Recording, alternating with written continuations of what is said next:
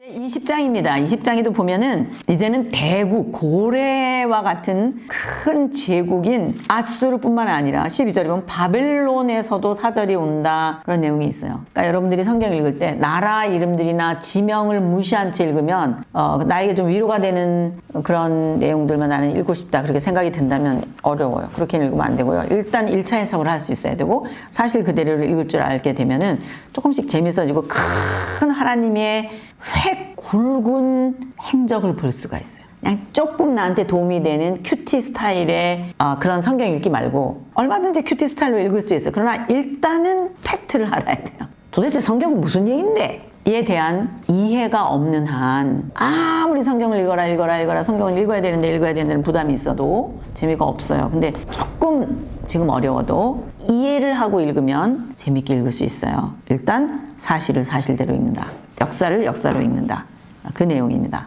그래서 이제는 아수르 바벨론이 등장하는구나. 이유가 뭘까요? 고래들이 지금 싸우는 거예요. 고래들이. 이제까지는 뭐 에돔이든 암몬이든 뭐 끼케야 조금 더 큰 나라, 수리아, 나만 장군 있었던 이런 나라들 정도 우리가 상대를 했는데 이제는 그게 아닌 거예요. 디글라빌레셀 뭐 이러면서 바벨론의 또 사절단들 막 이런 내용이 나오면서 굉장히 먼 곳에 아주 큰 나라와 오고 가는 그런 스토리가 이어지는 게 히스기야 왕 때 배경이구나. 바로 이 20장까지를 여러분이 읽고 나면 그 다음부터 이사야를 드디어 읽을 수 있어요. 자, 우리는 19장에서 이사야라고 하는 선지자가 등장했다는 걸 알게 됐어요. 그래서 우리는 19장 이후 그 다음에 20장 또 여기 이사야가 나타납니다. 4절에 보면은 정말 나타나는지 보세요. 쭉 이사야 이야기예요. 이사야가 병고쳐 주는 그런 내용들이 있거든요. 그래서 20장까지 읽은 상황에서 이제 이사야로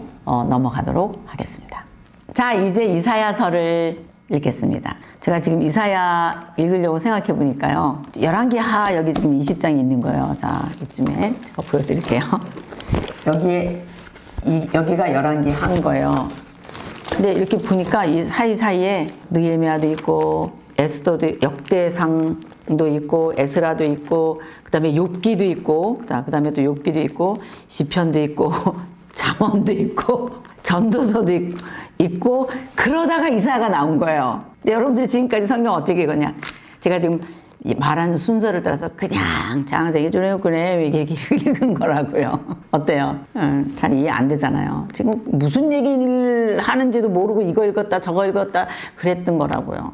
그러지 말고 역사적인 상황 속에서 그때 나온 예언서를 이해하면서 읽자. 잠언도 마찬가지죠. 솔로몬 읽다가 읽자. 지금 그렇게 해온 거거든요. 어떠세요? 여러분 이 방법이 좋으면 계속 다른 사람들한테도 여러분들이 전해주면 좋겠어요. 제가 애실쌤이 다른 분에게 전해줘서 얼마나 많은 사람들이 지금 전 세계에 어쨌든 이 공부를 한 사람들이 굉장히 많거든요. 12,000명이나 되거든요.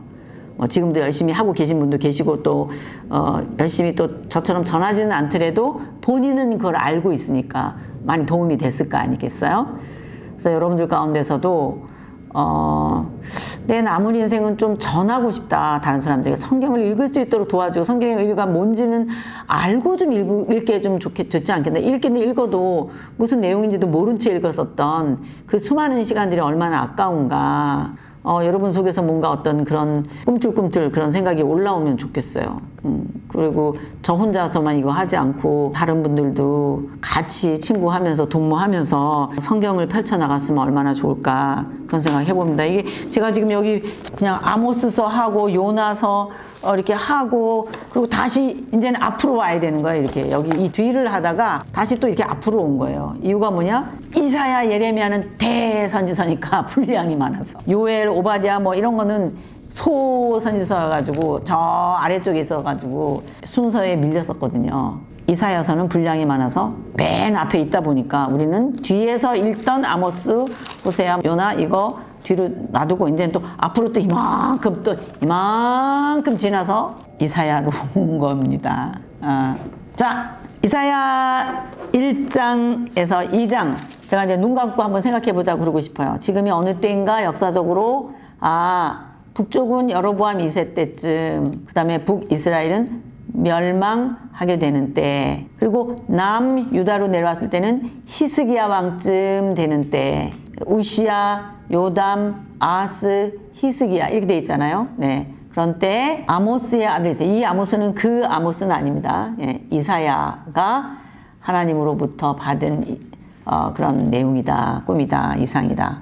그게 1장 1절 서문처럼 있습니다. 그러니까 우선 역사적인 배경을 놓고 보면 이사야서 내용이 우리 뭐 잘 모르는 분들이라도 조금씩 읽을 수 있습니다. 신학적으로 뭐 우리가 이렇게 평신도가 얼마나 깊이 알겠어요. 솔직히 교회에 남자 성도들보다 여자 성도들이 더 많아요. 거의 뭐 남자분들은 잘 성경도 잘 안 읽으시고 교회도 잘 열심히 안 오시고 그러는 편이에요. 거의 성도들이 그저 일상의 삶 속에서 힘들어하고 있는, 아이들 때문에 힘들고 여기저기 아파서 힘들고 있는 그저 무명의 여인들입니다. 거의 성도들이. 예, 그런 우리가 그래도 성경을 읽어낼 수 있으면 얼마나 좋을까. 그리고 아빠들도 우리 아들들도 성경을 읽었으면 너무 좋겠어요. 이런 걸 읽을 수 있도록 가르쳐주고, 우리 청소년들도 친구들에게 가르쳐주고, 우리 지금 생터 성경 사역원은 그런 일을 하고 있거든요. 청소년인데 청소년에게 성경을 제가 지금 이렇게 읽을 수 있도록 도와주는 것처럼 도와주고 있단 말이에요. 그런 일들이 활발하게 진행되면 얼마나 좋을까. 성경을 그냥 들고 다니는 게 아니라 정말 읽어낼 수 있으면 얼마나 좋을까.